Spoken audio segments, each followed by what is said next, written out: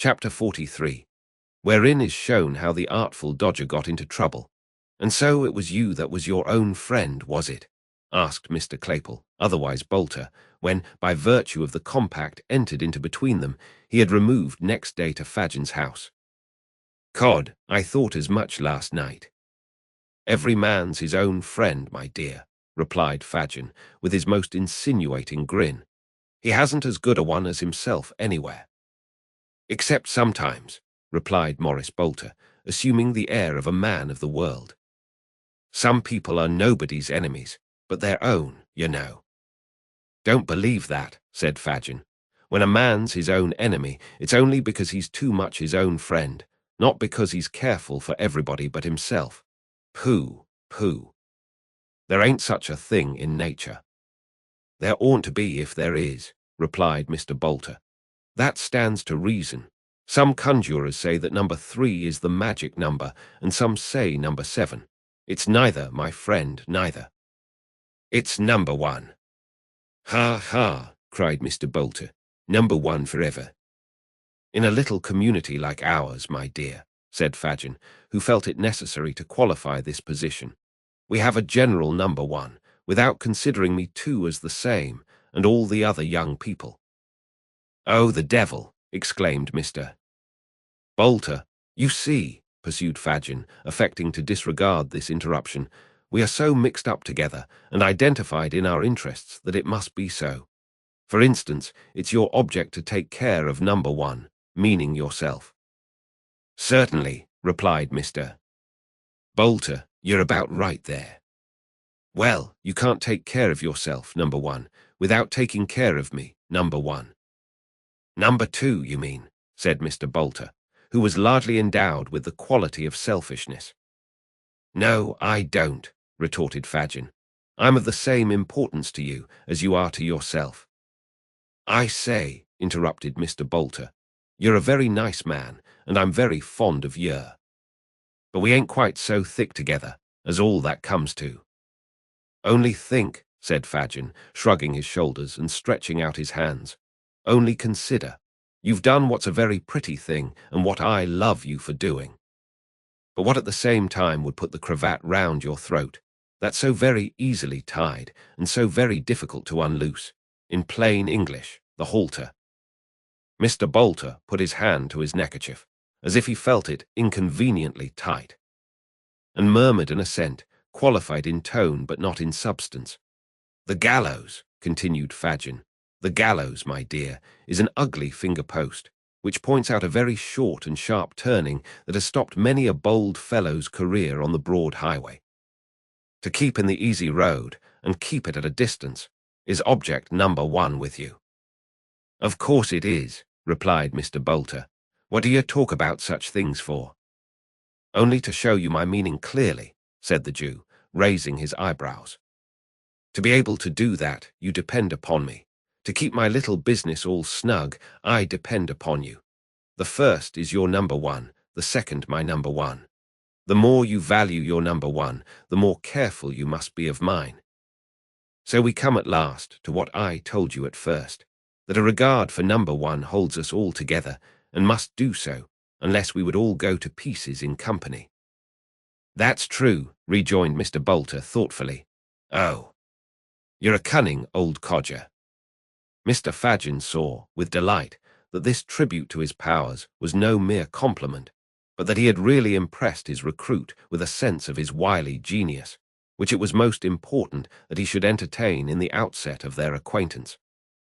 To strengthen an impression so desirable and useful, he followed up the blow by acquainting him, in some detail, with the magnitude and extent of his operations, blending truth and fiction together as best served his purpose, and bringing both to bear with so much art that Mr. Bolter's respect visibly increased, and became tempered, at the same time, with a degree of wholesome fear, which it was highly desirable to awaken. "It's this mutual trust we have in each other that consoles me under heavy losses," said Fadgen. "My best hand was taken from me yesterday morning." "You don't mean to say he died?" cried Mr. Bolter. "No, no," replied Fadgen. "Not so bad as that. Not quite so bad." What, I suppose he was. Wanted, interposed Fagin. Yes, he was wanted. Very particular, inquired Mr. Bolter. No, replied Fagin, not very. He was charged with attempting to pick a pocket, and they found a silver snuff-box on him. His own, my dear, his own, for he took snuff himself, and was very fond of it. They remanded him till today, for they thought they knew the owner. Ah, he was worth 50 boxes, and I'd give the price of as many to have him back. You should have known the dodger, my dear. You should have known the dodger. Well, but I shall know him, I hope. Don't you think so? Said Mr. Bolter. I'm doubtful about it, replied Fagin with a sigh. If they don't get any fresh evidence, it'll only be a summary conviction, and we shall have him back again after 6 weeks or so. But if they do, it's a case of lagging. They know what a clever lad he is. He'll be a lifer. They'll make the artful nothing less than a lifer. What do you mean by lagging and a lifer? Demanded Mr. Bolter. What's the good of talking in that way to me? Why don't you speak so as I can understand you? Fagin was about to translate these mysterious expressions into the vulgar tongue, and being interpreted, Mr. Bolter would have been informed that they represented that combination of words, transportation for life, when the dialogue was cut short by the entry of Master Bates, with his hands in his breeches pockets, and his face twisted into a look of semi-comical woe.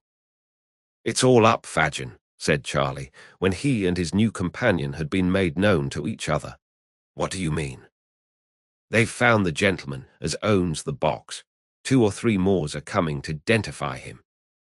And the artful booked for a passage out, replied Master Bates. I must have a full suit of mourning, Fagin, and a hatband to whisset him in afore he sets out upon his travels. To think of Jack Dawkins, Lummy Jack, the dodger, the artful dodger, going abroad for a common twopenny-halfpenny sneeze-box. I never thought he'd have done it under a gold watch, chain, and seals at the lowest. Oh, why didn't he rob some rich old gentleman of all his whaleables, and go out as a gentleman, and not like a common prig, without no honour nor glory? With this expression of feeling for his unfortunate friend, Master Bates sat himself on the nearest chair with an aspect of chagrin and despondency. What do you talk about his having neither honour nor glory for? Exclaimed Fagin, darting an angry look at his pupil. Wasn't he always the top sawyer among you all?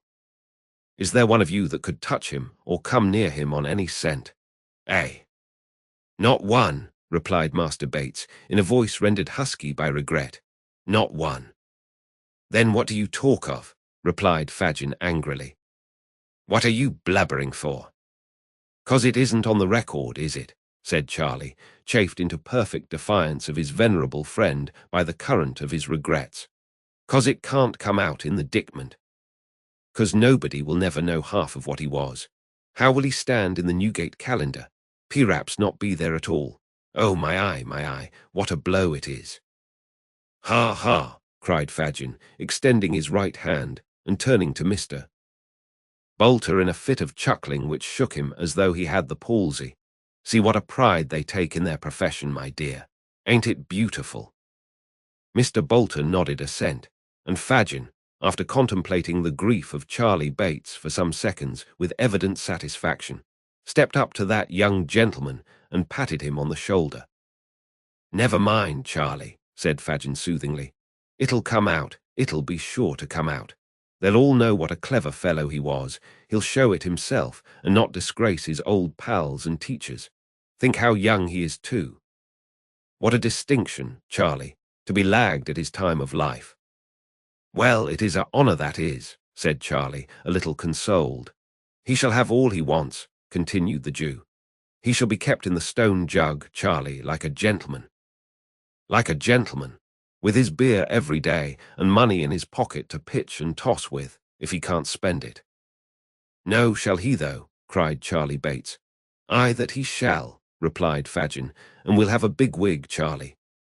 One that's got the greatest gift of the gab, to carry on his defence, and he shall make a speech for himself too, if he likes, and we'll read it all in the papers. Artful dodger, shrieks of laughter. Here the court was convulsed. Eh, Charlie, eh? Hi, "Ha!" laughed Master Bates. "What a lark that would be, wouldn't it, Fagin? I say, how the Artful would bother 'em, wouldn't he?" "Would," cried Fagin. He will." "Ah, to be sure, so he will," repeated Charlie, rubbing his hands. "I think I see him now," cried the Jew, bending his eyes upon his pupil. "So do I," cried Charlie Bates. "Ha, ha, ha, so do I see it all afore me, upon my soul I do, Fagin. What a game! What a regular game! All the bigwigs trying to look solemn, and Jack Dawkins addressing of 'em as intimate and comfortable as if he was the judge's own son making a speech arter dinner. Ha, ha, ha. In fact, Mr. Fagin had so well humoured his young friend's eccentric disposition that Master Bates, who had at first been disposed to consider the imprisoned Dodger rather in the light of a victim, now looked upon him as the chief actor in a scene of most uncommon and exquisite humour, and felt quite impatient for the arrival of the time when his old companion should have so favourable an opportunity of displaying his abilities. "We must know how he gets on today by some handy means or other," said Fagin. "Let me think." "Shall I go?" asked Charlie. "Not for the world," replied Fagin. "Are you mad, my dear, stark mad, that you'd walk into the very place where— No, Charlie, no. One is enough to lose at a time." "You don't mean to go yourself, I suppose," said Charlie with a humorous leer. "That wouldn't quite fit," replied Fagin, shaking his head. "Then why don't you send this new cove?" asked Master Bates, laying his hand on Noah's arm. "Nobody knows him." "Why, if he didn't mind," observed Fagin. "Mind," interposed Charlie. "What should he have to mind?" "Really nothing, my dear," said Fagin, turning to Mr. Bolter. "Really nothing." "Oh, I dare say about that, you know," observed Noah, backing towards the door and shaking his head with a kind of sober alarm. "No, no, none of that. It's not in my department, that ain't." "What department has he got, Fagin?" inquired Master Bates, surveying Noah's lank form with much disgust. "The cutting away when there's anything wrong, and the eating all the wittles when there's everything right. Is that his branch?" "Never mind," retorted Mr. Bolter. "And don't you take liberties with your superiors, little boy, or you'll find yourself in the wrong shop." Master Bates laughed so vehemently at this magnificent threat that it was some time before Fagin could interpose and represent to Mr.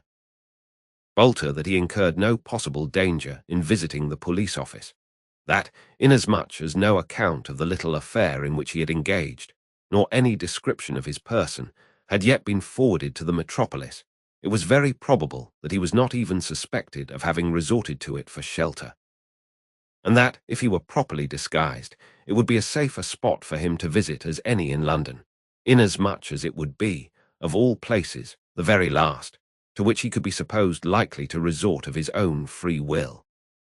Persuaded, in part, by these representations, but overborne in a much greater degree by his fear of Fagin, Mr. Bolter at length consented, with a very bad grace, to undertake the expedition.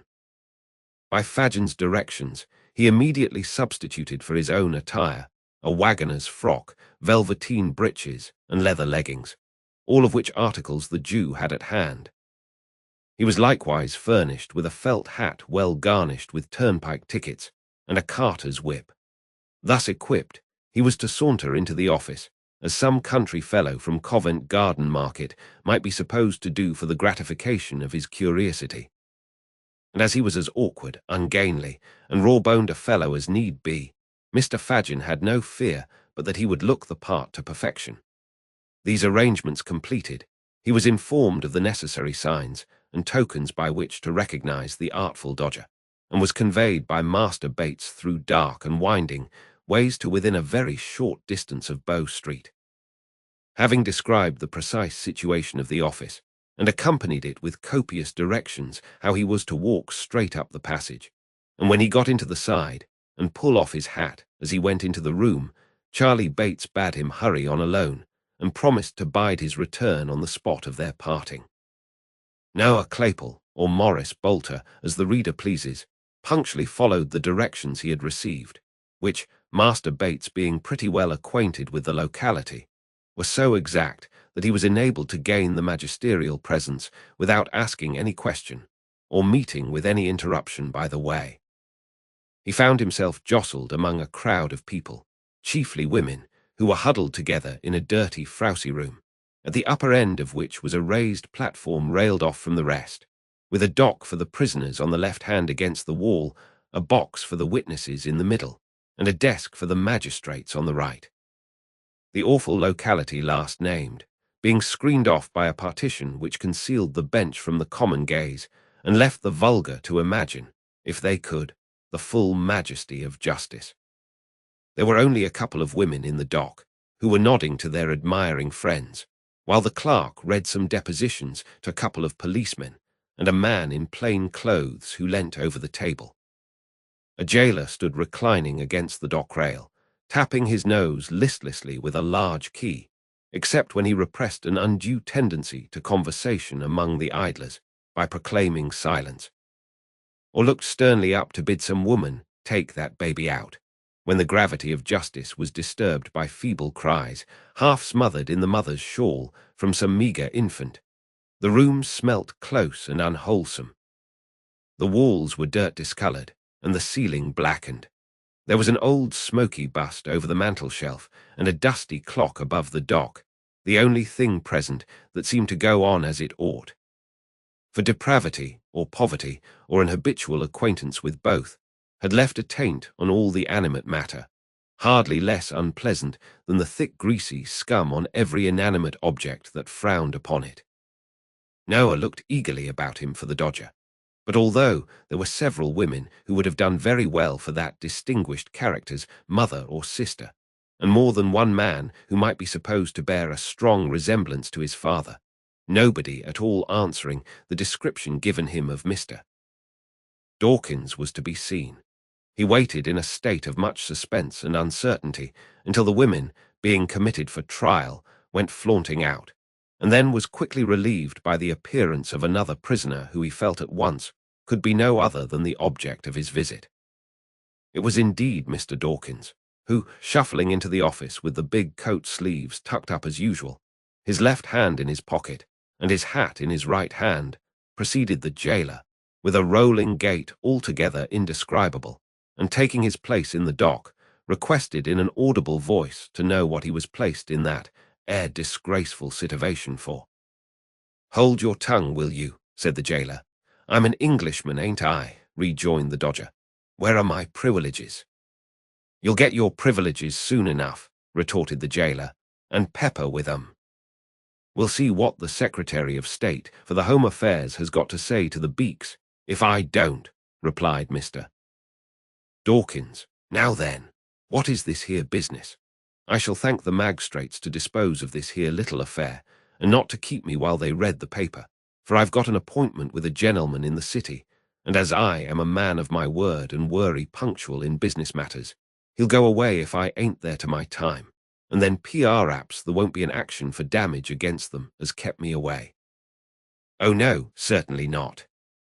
At this point, the Dodger, with a show of being very particular with a view to proceedings to be had thereafter, desired the jailer to communicate the names of them 2 files as was on the bench, which so tickled the spectators that they laughed almost as heartily as Master Bates could have done if he had heard the request.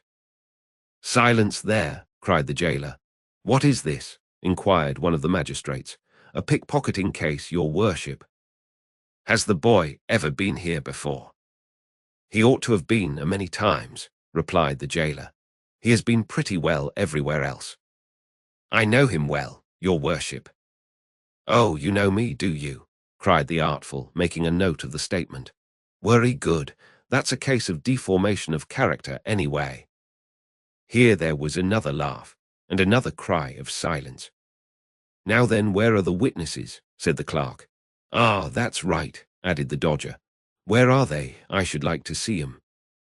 This wish was immediately gratified, for a policeman stepped forward who had seen the prisoner attempt the pocket of an unknown gentleman in a crowd, and indeed take a handkerchief therefrom, which, being a very old one, he deliberately put back again, after trying it on his own countenance.